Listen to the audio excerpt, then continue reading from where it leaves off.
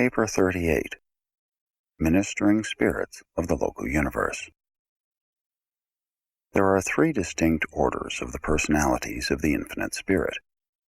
The impetuous apostle understood this when he wrote respecting Jesus, who has gone to heaven and is on the right hand of God, angels and authorities and powers being made subject to him.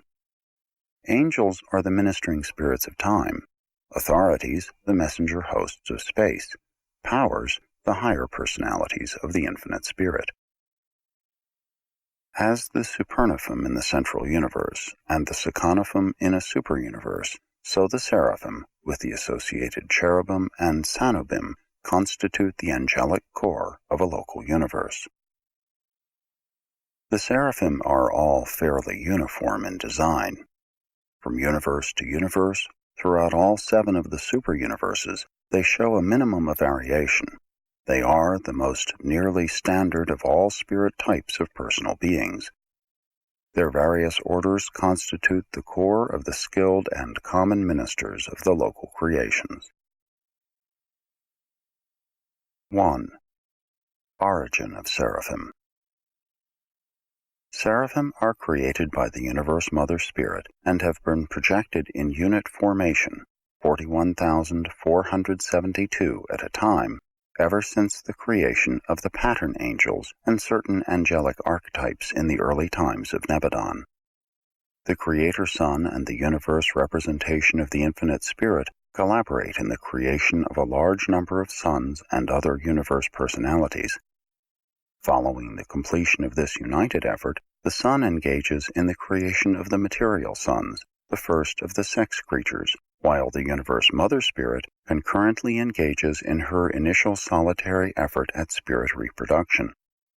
Thus begins the creation of the Seraphic host of a local universe. These angelic orders are projected at the time of planning for the evolution of mortal will creatures. The creation of Seraphim dates from the attainment of relative personality by the Universe Mother Spirit, not as the later coordinate of the Master Sun, but as the early creative helper of the Creator Sun. Previous to this event, the Seraphim on duty in Nebadon were temporarily loaned by a neighboring universe. Seraphim are still being periodically created. The universe of Nebadon is still in the making. The Universe Mother Spirit never ceases creative activity in a growing and perfecting universe. 2. Angelic natures. Angels do not have material bodies, but they are definite and discrete beings. They are of spirit nature and origin. Though invisible to mortals, they perceive you as you are in the flesh without the aid of transformers or translators. They intellectually understand the mode of mortal life, and they share all of man's non-sensuous emotions and sentiments. They appreciate and greatly enjoy your efforts in music, art, and real humor. They are fully cognizant of your moral struggles and spiritual difficulties. They love human beings, and only good can result from your efforts to understand and love them. Though Seraphim are very affectionate and sympathetic beings, they are not sex-emotion creatures. They are much as you will be on mansion worlds, where you will neither marry nor be given in marriage, but will be as the angels of heaven. For all who shall be accounted worthy to attain the mansion worlds neither marry nor are given in marriage, neither do they die any more, for they are equal to the angels. Nevertheless, in dealing with sex creatures, it is our custom to speak of those beings of more direct descent from the Father and the Son as the sons of God, while referring to the children of the Spirit as the daughters of God. Angels are, therefore, commonly designated by feminine pronouns on the sex planets. The Seraphim are so created as to function on both spiritual and literal levels. There are few phases of Urantia or spirit activity which are not open to their ministrations. While in personal status angels are not so far removed from human beings, in certain functional performances, Seraphim far transcend them. They possess many powers far beyond human comprehension. For example, you have been told that the very hairs of your head are numbered, and it is true they are, but a seraphim does not spend her time counting them and keeping the number corrected up to date. Angels possess inherent and automatic, that is, automatic as far as you could perceive, powers of knowing such things. You would truly regard a seraphim as a mathematical prodigy. Therefore, numerous duties which would be tremendous tasks for mortals are performed with exceeding ease by seraphim. Angels are superior to you in spiritual status, but they are not your judges or accusers. No matter what your faults, the angels, although greater in power and might, bring no accusation against you. Angels do not sit in judgment on mankind, neither should individual mortals prejudge their fellow creatures. You do well to love them, but you should not adore them. Angels are not objects of worship. The great seraphim, Loyalatia, when your seer fell down to worship before the feet of the angel, said, "See that you do it not. I am a fellow servant with you and with your races, who are all enjoined to worship God." In nature and personality endowment, the seraphim are just a trifle ahead of mortal races in the scale of creature existence. Indeed, when you are delivered from the flesh, you become very much like them. On the mansion worlds, you will begin to appreciate the seraphim, on the constellation spheres to enjoy them, while on Salvington they will share their places of rest and worship with you.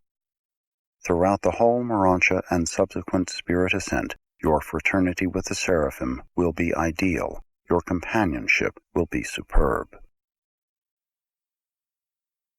3. Unrevealed Angels. Numerous orders of spirit beings function throughout the domains of the local universe that are unrevealed to mortals because they are in no manner connected with the evolutionary plan of paradise ascension. In this paper, the word angel is purposely limited to the designation of those seraphic and associated offspring of the universe mother spirit who are so largely concerned with the operation of the plans of mortal survival. There serve in the local universe 6 other orders of related beings, the unrevealed angels, who are not in any specific manner connected with those universe activities pertaining to the paradise ascent of evolutionary mortals. These 6 groups of angelic associates are never called seraphim, neither are they referred to as ministering spirits. These personalities are wholly occupied with the administrative and other affairs of Nebadon, engagements which are in no way related to man's progressive career of spiritual ascent and perfection attainment. 4. The Seraphic Worlds. The 9th group of 7 primary spheres in the Salvington circuit are the worlds of the Seraphim. Each of these worlds has 6 tributary satellites, whereon are the special schools devoted to all phases of seraphic training. While the Seraphim have access to all 49 worlds comprising this group of Salvington spheres, they exclusively occupy only the first cluster of 7. The remaining 6 clusters are occupied by the 6 orders of angelic associates unrevealed on Urantia. Each such group maintains headquarters on one of these 6 primary worlds and carries on specialized activities on the 6 tributary satellites. Each angelic order has free access to all the worlds of these 7 diverse groups. These headquarters worlds are among the magnificent realms of Nebadon. The seraphic estates are characterized by both beauty and vastness. Here each seraphim has a real home, and home means the domicile of 2 seraphim. They live in pairs. Though not male and female, as are the material sons and the mortal races, seraphim are negative and positive. In the majority of assignments, it requires 2 angels to accomplish the task. When they are not encircuited, they can work alone, neither do they require complements of being when stationary. Ordinarily, they retain their original complements of being, but not necessarily. Such associations are primarily necessitated by function. They are not characterized by sex emotion, though they are exceedingly personal and truly affectionate. Besides designated homes, Seraphim also have group, company, battalion, and unit headquarters. They foregather for reunions every millennium and are all present in accordance with the time of their creation. If a Seraphim bears responsibilities which forbid absence from duty, she alternates attendance with her complement, being relieved by a Seraphim of another birth date. Each Seraphic partner is thereby present at least every other reunion. 5.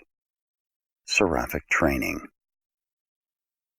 Seraphim spend their first millennium as non-commissioned observers on Salvington and its associated world schools. The second millennium is spent on the Seraphic worlds of the Salvington Circuit. The central training sphere is now presided over by the first 100,000 Nebadon Seraphim, and at their head is the original or firstborn angel of this local universe. The first created group of Nebadon Seraphim were trained by a corps of 1,000 Seraphim from Avalon. Subsequently, our angels have been taught by their own seniors. The Melchizedeks also have a large part in the education and training of all local universe angels, Seraphim, Cherubim, and Sanobim. At the termination of this period of training on the Seraphic worlds of Salvington, Seraphim are mobilized in the conventional groups and units of the angelic organization and are assigned to some one of the constellations. They are not yet commissioned as ministering spirits, although they have well entered upon the pre-commissioned phases of angelic training. Seraphim are initiated as ministering spirits by serving as observers on the lowest of the evolutionary worlds. After this experience, they return to the associate worlds of the headquarters of the assigned constellation to begin their advanced studies and more definitely to prepare for service in some particular local system. Following this general education, they are advanced to the service of some one of the local systems. On the architectural worlds associated with the capital of some Nebadon system, our Seraphim complete their training and are commissioned as ministering spirits of time. When once Seraphim are commissioned, they may range all Nebadon, even Orvonton, on assignment. Their work in the universe is without bounds and limitations.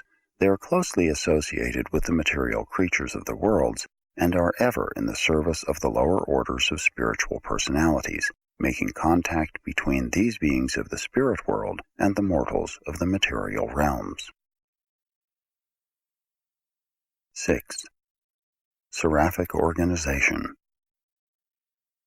After the second millennium of sojourn at Seraphic headquarters, the Seraphim are organized under chiefs into groups of 12 pairs, 24 Seraphim, and 12 such groups constitute a company, 144 pairs, 288 Seraphim, which is commanded by a leader. 12 companies under a commander constitute a battalion, 1,728 pairs, or 3,456 Seraphim, and 12 battalions under a director equal a Seraphic unit, 20,736 pairs, or 41,472 individuals, while 12 units, subject to the command of a supervisor, constitute a legion, numbering 248,832 pairs, or 497,664 individuals. Jesus alluded to such a group of angels that night in the Garden of Gethsemane when he said, "I can even now ask my Father, and he will presently give me more than 12 legions of angels." 12 legions of angels comprise a host numbering 2,985,984 pairs, or 5,971,968 individuals, and 12 such hosts, 35,831,808 pairs, or 71,663,616 individuals, make up the largest operating organization of Seraphim an angelic army. A seraphic host is commanded by an archangel or some other personality of coordinate status, while the angelic armies are directed by the brilliant evening stars or by other immediate lieutenants of Gabriel. And Gabriel is the supreme commander of the armies of heaven, the chief executive of the sovereign of Nebadon, the Lord God of hosts. Though serving under the direct supervision of the Infinite Spirit as personalized on Salvington, since the bestowal of Michael on Urantia, Seraphim and all other local universe orders have become subject to the sovereignty of the Master Son. Even when Michael was born of the flesh on Urantia, there issued the super-universe broadcast to all Nebadon, which proclaimed, "And let all the angels worship him." All ranks of angels are subject to his sovereignty. They are a part of that group which has been denominated his mighty angels. 7. Cherubim and sanobim. In all essential endowments, cherubim and sanobim are similar to seraphim. They have the same origin, but not always the same destiny. They are wonderfully intelligent, marvelously efficient, touchingly affectionate, and almost human. They are the lowest order of angels, hence all the nearer of kin to the more progressive types of human beings on the evolutionary worlds. Cherubim and sanobim are inherently associated, functionally united. One is an energy-positive personality, the other energy-negative. The right-hand deflector or positively charged angel is the cherubim, the senior or controlling personality. The left-hand deflector or negatively charged angel is the sanobim, the complement of being. Each type of angel is very limited in solitary function, hence they usually serve in pairs. When serving independently of their seraphic directors, they are more than ever dependent on mutual contact and always function together. Cherubim and sanobim are the faithful and efficient aids of the seraphic ministers, and all 7 orders of seraphim are provided with these subordinate assistants. Cherubim and sanobim serve for ages in these capacities, but they do not accompany seraphim on assignments beyond the confines of the local universe. The cherubim and sanobim are the routine spirit workers on the individual worlds of the systems. On a non-personal assignment and in an emergency, they may serve in the place of a seraphic pair, but they never function, even temporarily, as attending angels to human beings. That is an exclusive seraphic privilege. When assigned to a planet, cherubim enter the local courses of training, including a study of planetary usages and languages. The ministering spirits of time are all bilingual, speaking the language of the local universe of their origin and that of their native superuniverse. By study in the schools of the realms, they acquire additional tongues. Cherubim and sanobim, like seraphim and all other orders of spirit beings, are continuously engaged in efforts at self-improvement. Only such as the subordinate beings of power control and energy direction are incapable of progression. All creatures having actual or potential personality volition seek new achievements. Cherubim and sanobim are by nature very near the Urantia level of existence, and they prove to be most efficient in the borderland work of the physical, Urantial, and spiritual domains. These children of the local universe Mother Spirit are characterized by 4th creatures, much as are the Havona servitals and the conciliating commissions. Every 4th cherubim and every 4th sanobim are quasi-material, very definitely resembling the Urantia level of existence. These angelic 4th creatures are of great assistance to the seraphim in the more literal phases of their universe and planetary activities. Such Urantia cherubim also perform many indispensable borderline tasks on the Urantia training worlds and are assigned to the service of the Urantia companions in large numbers. They are to the Urantia spheres about what the midway creatures are to the evolutionary planets. On the inhabited worlds, these Urantia cherubim frequently work in liaison with the midway creatures. Cherubim and midway creatures are distinctly separate orders of beings. They have dissimilar origins, but they disclose great similarity in nature and function. 8. Evolution of cherubim and sanobim. Numerous avenues of advancing service are open to cherubim and sanobim, leading to an enhancement of status, which may be still further augmented by the embrace of the divine minister. There are 3 great classes of cherubim and sanobim with regard to evolutionary potential. 1. Ascension candidates. These beings are by nature candidates for seraphic status. Cherubim and sanobim of this order are brilliant, though not by inherent endowment equal to the seraphim, but by application and experience it is possible for them to attain full seraphic standing.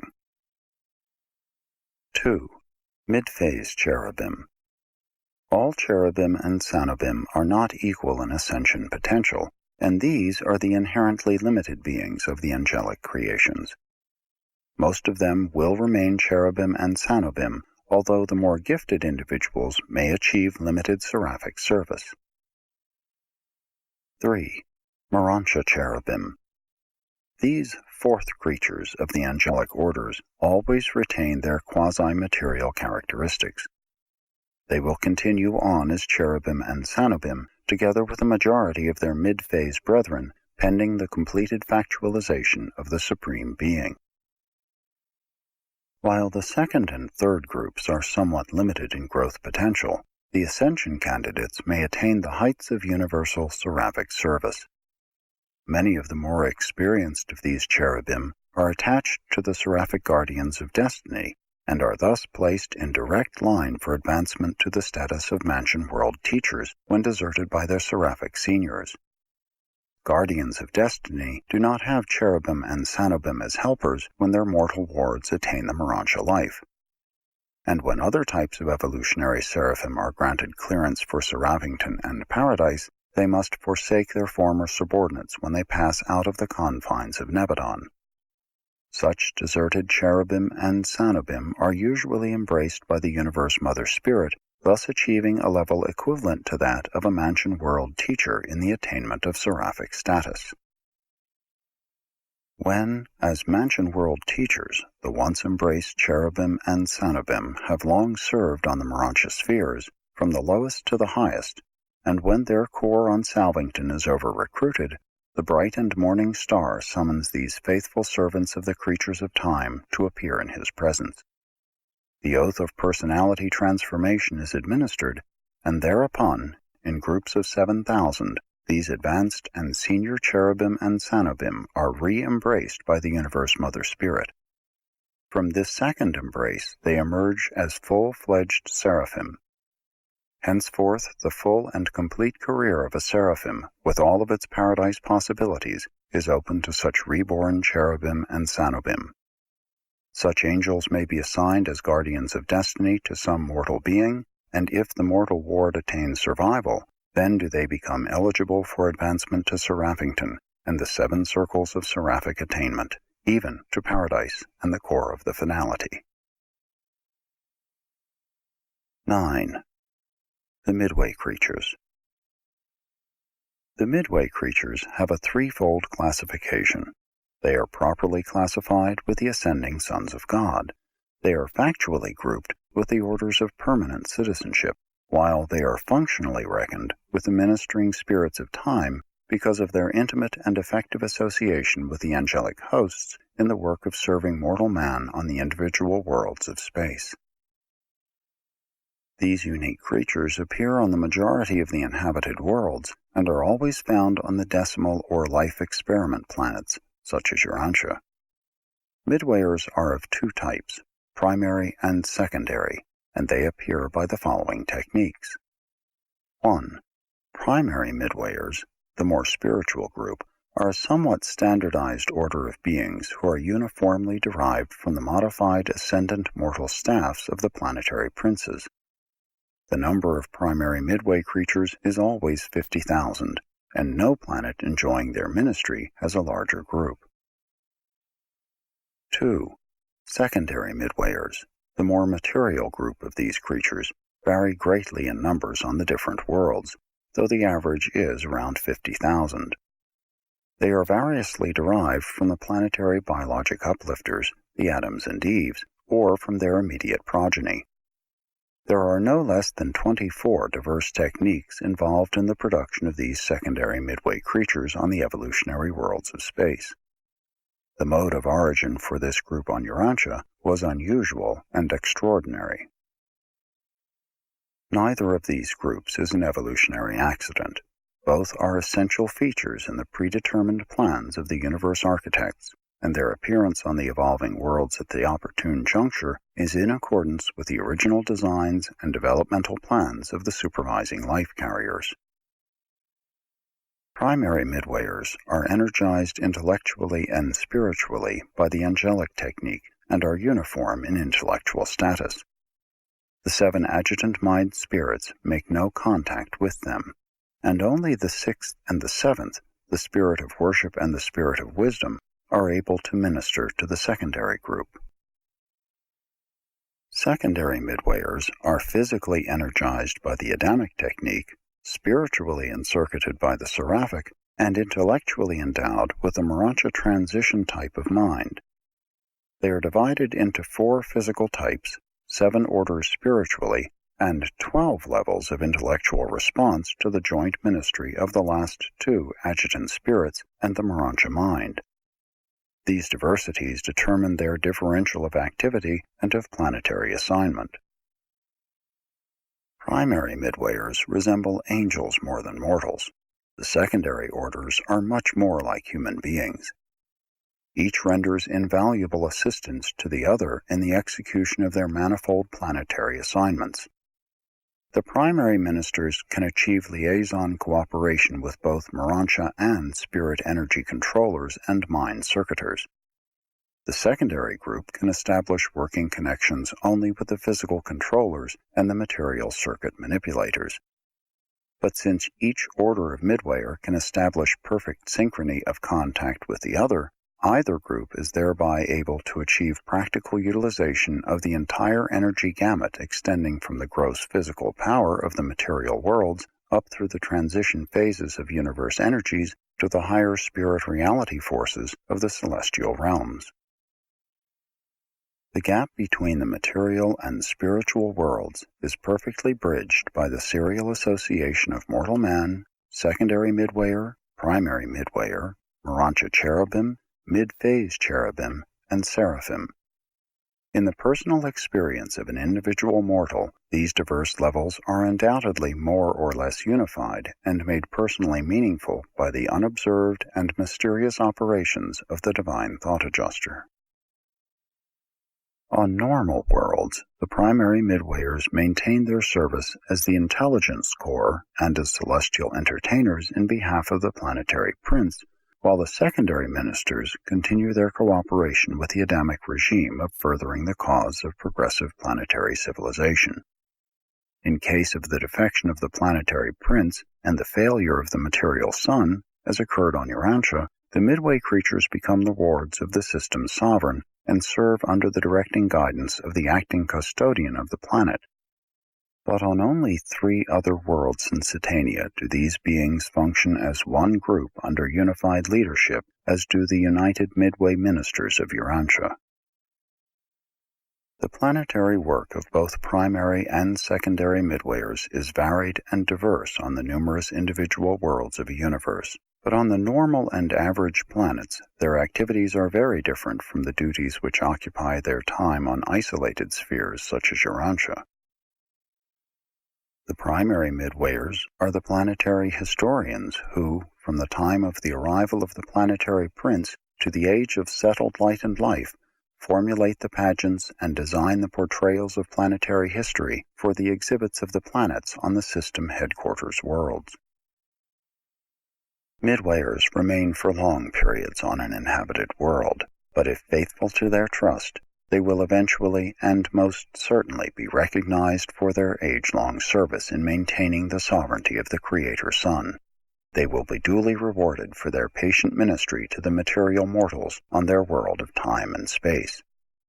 Sooner or later, all accredited midway creatures will be mustered into the ranks of the ascending sons of God and will be duly initiated into the long adventure of the paradise ascent in company with those very mortals of animal origin, their earth brethren, whom they so jealously guarded and so effectively served during the long planetary sojourn.